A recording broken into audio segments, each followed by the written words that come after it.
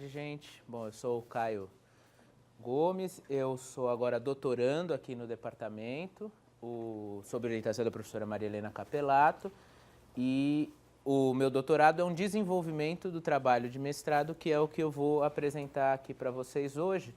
No mestrado, o título do meu mestrado é esse daí, Conexões... na verdade, é Quando um Muro Separa uma Ponte Une, Conexões Transnacionais na Canção Engajada Latino-Americana. E o doutorado, no mestrado, eu estudei aí os projetos de integração da América Latina por meio da canção, que começaram a ser elaborados a partir dos anos 60, e fui até os golpes militares, até o início ali dos anos 70. E agora, no doutorado, a proposta é que eu estude o que aconteceu com esses projetos de integração da América Latina que eu estudei lá no mestrado, depois dos golpes militares, durante o período das ditaduras. Então, vou apresentar hoje para vocês aqui os resultados do meu mestrado. E o meu mestrado acabou surgindo porque eu fiz o curso de História da América, como vocês estão fazendo, com a professora Maria Helena Capelato, e no final do curso ela dava um trabalho de tema livre e eu tinha que inventar um tema para o meu trabalho de fim de curso, e eu já estava bem interessado pela música brasileira, mas não sabia absolutamente nada de música latino-americana, da música dos países vizinhos aí, e aí comecei a procurar algumas referências e comecei a achar que tinham muitas ligações ali que nunca tinham sido percebidas e que tinha muito mais proximidade do que a gente podia imaginar. Então, eu fiz um trabalho de final de curso, que virou uma iniciação científica, que virou um mestrado e agora está virando um doutorado. Então, isso para incentivo de vocês, que pode ser que, né, uma ideia que apareça agora aí tenha futuro lá na frente. Então, eu vou fazer um panorama geral aqui do trabalho, porque na pesquisa eu propus uma periodização, eu propus que esses projetos de integração da América Latina teriam 3 períodos fundamentais aí ao longo dos anos 60 e 70. Então, a minha ideia aqui hoje é apresentar um pouquinho cada um desses 3 períodos para vocês terem uma ideia mais geral do que se trata esses projetos de integração e como isso efetivamente resultou em uma série de conexões, de aproximações entre músicos de vários países da América Latina. Eu dei de título do mestrado esse verso aí de uma canção que chama Pesadelo, que é do Paulo César Pinheiro, do Maurício Tapajós, que é Quando um Muro Separa uma Ponte Une, porque a ideia era justamente trabalhar nesse universo das aproximações e das distâncias, das pontes e dos muros, então daquilo que coloca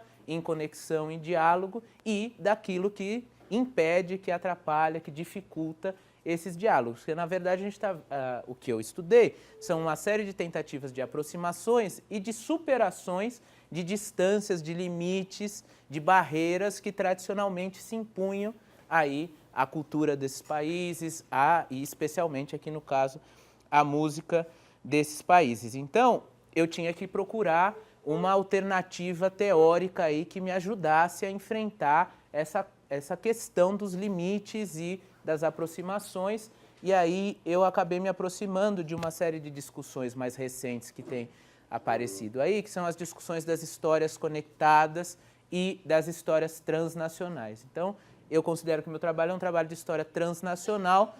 Por quê? Porque a ideia é justamente perseguir essas conexões, esses diálogos que vão mais além dos limites nacionais. Então, todos esses movimentos musicais que eu trabalhei aqui, eles têm características nacionais, eles têm características locais, eles têm desenvolvimentos específicos em cada um dos países e que tem a ver com a tradição musical do país, com a maneira como a música e a canção se desenvolveu em cada país. O que me interessou aqui no trabalho, óbvio que eu não me propus aqui a fazer uma história da música latino-americana, que é uma coisa que não teria cabimento para um mestrado. Então, a ideia do trabalho era não retomar a trajetória dessa música em cada país, não retomar as realidades nacionais, mas justamente ir atrás daquilo que ultrapassava os limites nacionais, ir atrás dessas conexões que ultrapassavam os limites nacionais. Então, o recorte do trabalho não é um recorte nacional, não é um recorte específico, mas é justamente focar nessas conexões transnacionais. Então, o meu objeto de pesquisa são as conexões. Então, na verdade, aí tem duas abordagens. Por um lado, me interessavam os projetos de unidade da América Latina por meio da canção. Então, por um lado, me interessava ver como esses músicos engajados dos anos 60 e 70 propunham projetos de integração. Então, esses projetos apareciam, por um lado, em textos, manifestos, entrevistas e apareciam nas próprias canções. Eles começaram nesse período, eles começaram a fazer canções que convocavam a unidade da América Latina. Então, por um lado, analisar esses projetos e, por outro lado, tentar entender como esses projetos, de alguma maneira, efetivamente começaram a se materializar nesses anos 60 e no comecinho dos anos 70, a partir da promoção de uma série de encontros efetivos desses artistas, seja para produzir trabalhos comuns, seja para produzir discos coletivos, seja em congressos que se organizaram aí nesse período para discutir essa experiência da canção engajada. Então, além de pensar os projetos em si, a ideia era perseguir as conexões, perseguir os momentos em que esses músicos efetivamente se colocaram em diálogo e tentaram transformar em realidade aquilo que eles estavam propondo com as suas músicas e com, nos manifestos e tudo que eles escreveram. Então, para pensar um pouco esses dois universos, dos projetos e das conexões, eu propus uma periodização. Então, a minha ideia é falar um pouquinho para vocês de cada um desses 3 períodos que eu propus, porque quando eu comecei, aí tinha um novo problema aí quando eu comecei a enfrentar o que realmente era aquela pesquisa.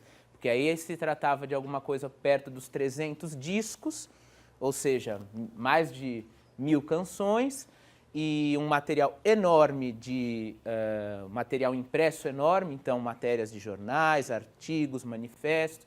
Eu fui para a Argentina, para o Uruguai, para o Chile fazer pesquisa, e aí me vi ali com um material imenso, e aí tinha que dar ali uma lógica para aquilo tudo. E eu comecei a trabalhar esse material, a levantar os discos e a levantar esse material todo, e comecei a achar que tinha ali uma cronologia ali que facilitaria um pouco para entender esses movimentos todos. Então, eu propus 3 períodos para entender esse processo de aproximações desses músicos engajados. Um primeiro período seria o período de 63 a 66, que seria um momento de formação desses movimentos de canção engajada e onde apareceriam, então, os primeiros traços desses projetos de unidade da América Latina. Um segundo período seria de 67 a 69, porque o ano de 67 é um marco importante, depois eu vou falar com mais detalhe para vocês, porque é um ano em que acontece um grande festival em Cuba, que reúne os principais nomes desses movimentos dos vários países e que pela primeira vez, então, propõe a efetiva construção ali de um movimento unificado da América Latina. E aí, então, esse movimento ganha uma outra dimensão e ganha outras questões, então tem uma diferença enorme da produção musical desse primeiro período para essa produção pós-67. E um terceiro período seria dos anos iniciais da década de 70, ali o período entre 70 e 73, no caso do Chile e do Uruguai, porque 73 é o ano do golpe nos 2 países que interrompe, de alguma maneira, essas discussões, e na Argentina esse período se dilata um pouco até 76, que é o ano do golpe. Então, esse terceiro período seria o período ali dos anos 70 até os golpes militares ali nos países, porque também a discussão das ditaduras coloca uma outra problemática para esses movimentos, que é o que agora vai me ocupar no doutorado. E, por fim, lá no capítulo 4, eu ainda tentei percorrer um pouco o lugar do Brasil nessa discussão toda, como é que o Brasil tentou, de alguma maneira, ainda que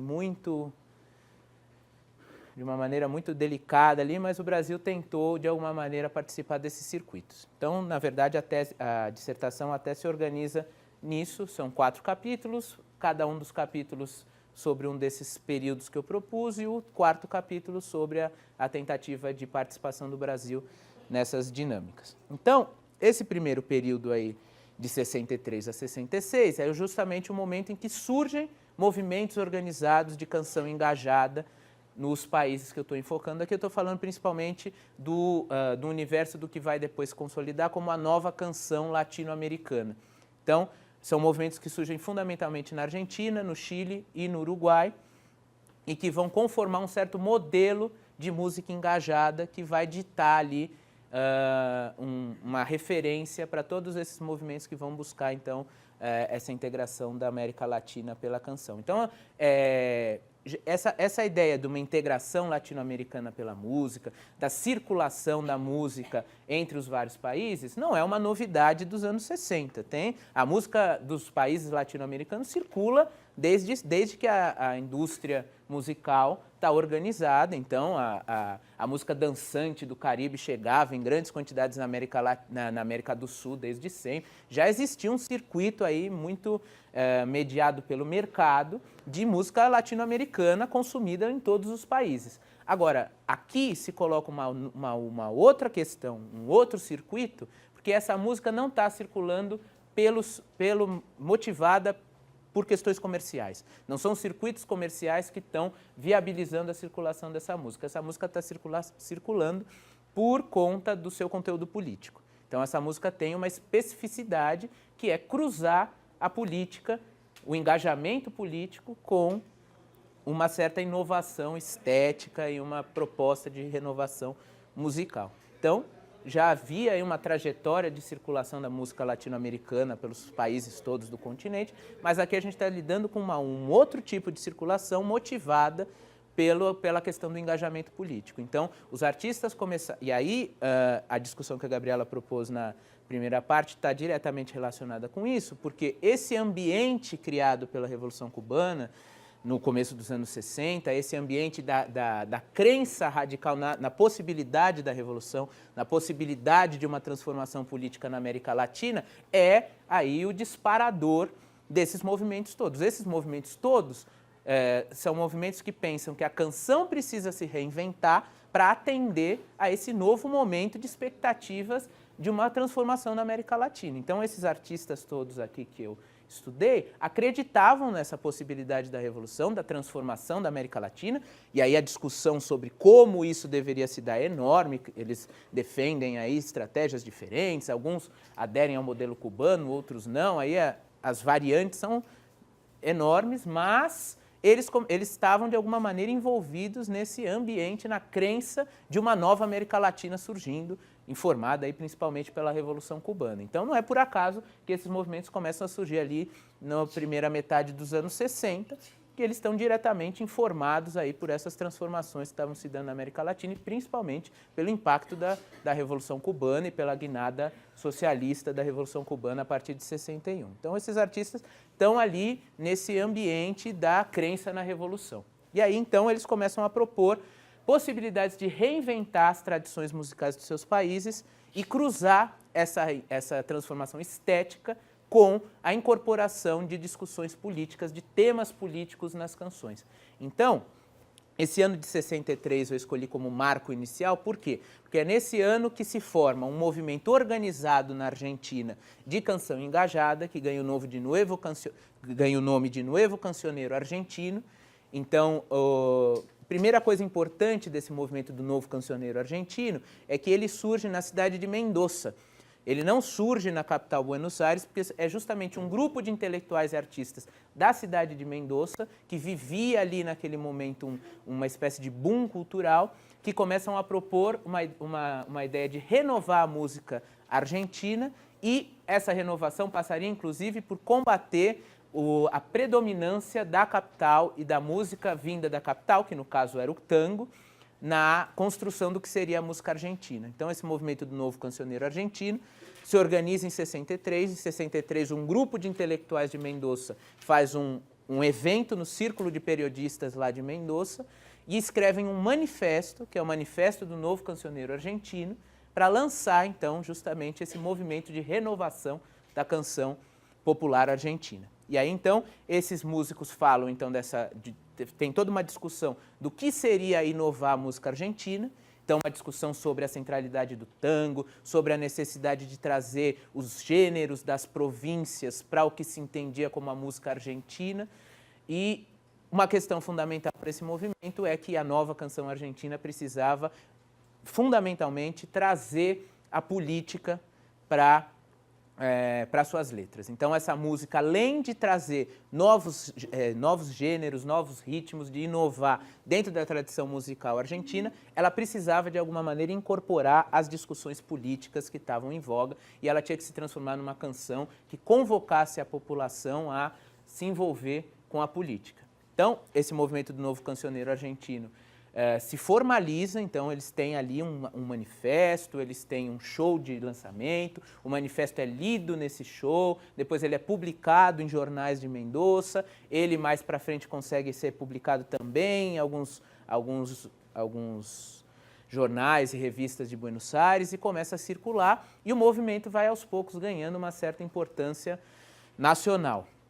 Agora, esse movimento foi organizado principalmente por duas figuras, que era o Armando Terrada Gomes, que era um poeta e um jornalista importante lá de Mendoza, e por Oscar Matos, que era um músico também lá de Mendoza, e o Oscar Matos era casado com uma jovem cantora que estava tentando, de alguma maneira, construir uma carreira de cantora, que era a Mercedes Sosa, que depois vai virar não só a figura máxima desse movimento do novo cancioneiro, como vai virar a figura máxima dessa música engajada latino-americana. Mercedes Sosa vai conseguir se projetar ao longo desse período todo como uma cantora latino-americana. E aí ela vai, então, incorporar, ela vai se tornar uma espécie de referência dessa ideia da construção de uma música latino-americana e não uma música nacional, uma música argentina, mas uma música que ultrapassa fronteiras. E ela é, então, uma das fundadoras desse movimento do novo cancioneiro argentino. Então, lá no caso da Argentina, tinha uma discussão ali nacional que era relacionada com a discussão sobre o folclore. Tinha toda uma discussão, desde o final dos anos 40, tanto na Argentina quanto no Chile quanto no Uruguai, começou um movimento de valorização do folclore, do que se entendia então como folclore, e então de uma certa música popular, né, que sairia das classes populares e que seria o verdadeiro repertório da música nacional. Então, lá no começo dos anos 40, no finzinho dos anos 40, começo dos anos 50, começam a se intensificar os movimentos de coleta da música tida como popular, então dessa música, das canções de ninar, das canções de trabalho. Então, vários folcloristas desses países começam a coletar esse repertório musical nacional. E nos anos 60, começa a aparecer uma discussão que está na base da origem de todos esses movimentos de Chile, Argentina e Uruguai, que é a ideia de que, afinal de contas, o folclore é coletar esse tipo de música e, então, reproduzir a música produzida originariamente pelo povo e que teria, então, uma essência, uma originalidade, ou o folclore deveria ser algo vivo que retrabalhasse esse universo popular e esse universo que seria a essência da música nacional para produzir algo novo que então seria a verdadeira música argentina. Esses movimentos de nova canção, que vão incorporar essa questão do engajamento, são movimentos todos eles que defendem essa segunda opção, essa opção de usar o folclore como a base para a produção de uma música nova, de uma música original. Então, a gente está falando aqui não de compiladores, não de folcloristas, mas de compositores que vão se apropriar desse universo folclórico nacional para criar uma nova música.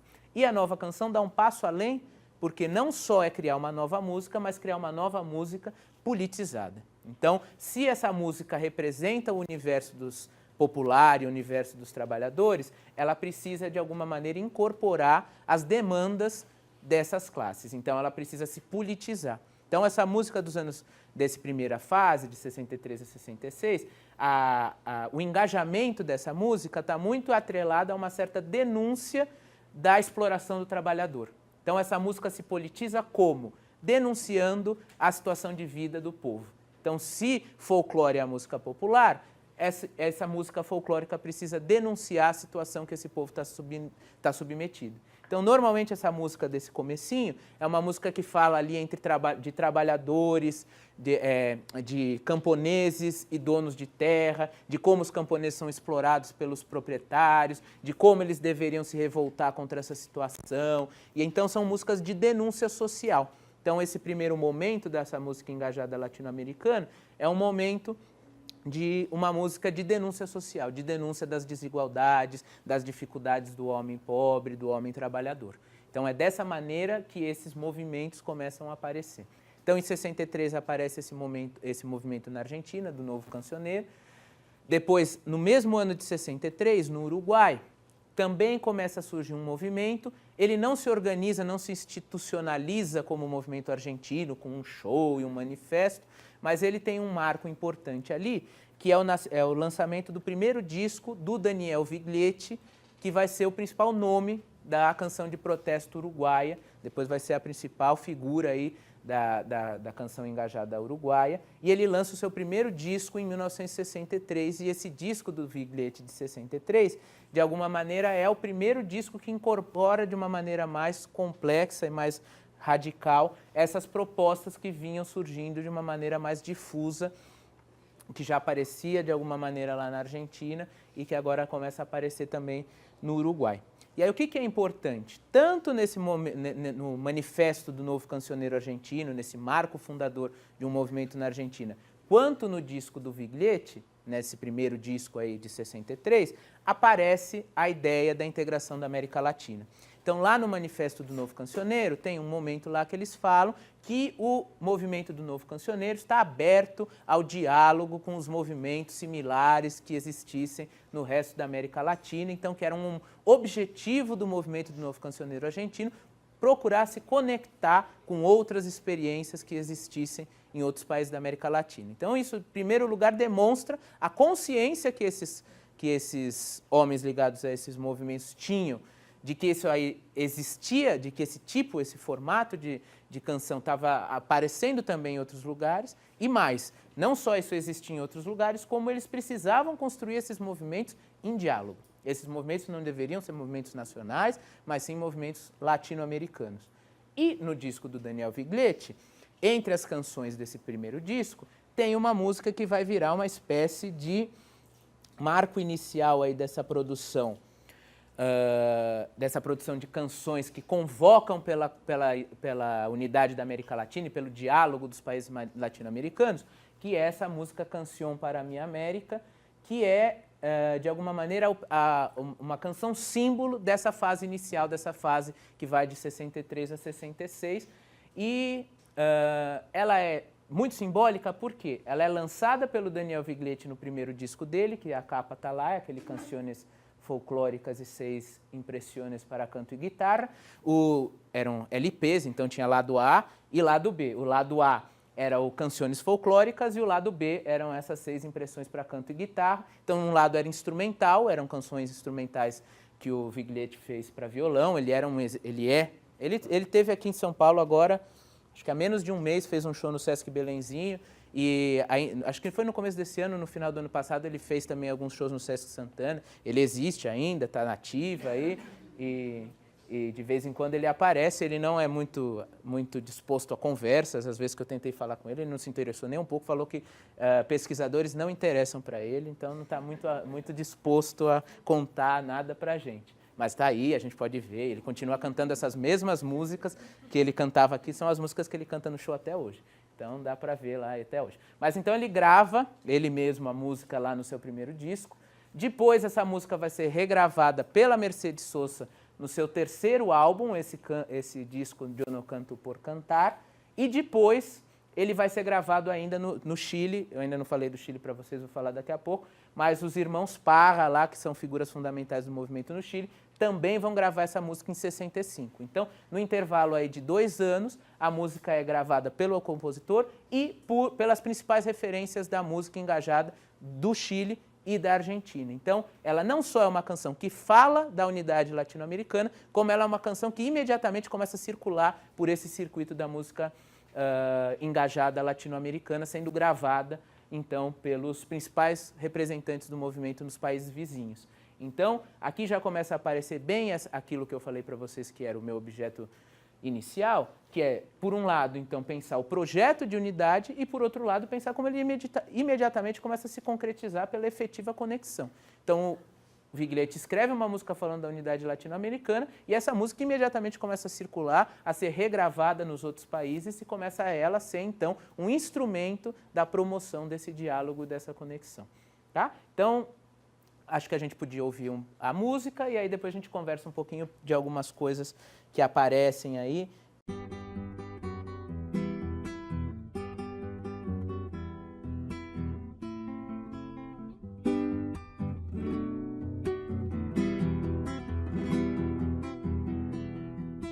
Dale tu mano al indio, dale que te hará bien, encontrarás el camino como ayer yo lo encontré. Dale tu mano al indio, dale que te hará bien, te mojará el sudor santo de la lucha y el deber. La piel del indio te enseñará todas las sendas que habrás de andar. Mano de cobre te ha de mostrar toda la sangre que has de dejar. Dale tu mano al indio, dale que te hará bien. Encontrarás el camino como ayer yo lo encontré. Es el tiempo del cobre, mestizo, grito y fusil. Si no se abren las puertas, el pueblo las ha de abrir. América está gritando y el cielo se vuelve azul. Pampas, ríos y montañas liberan su propia luz. La copla no quiere dueños, patrones no más mandar. La guitarra americana peleando aprendió a cantar. Peleando aprendió a cantar. Peleando aprendió a cantar. Peleando aprendió a cantar.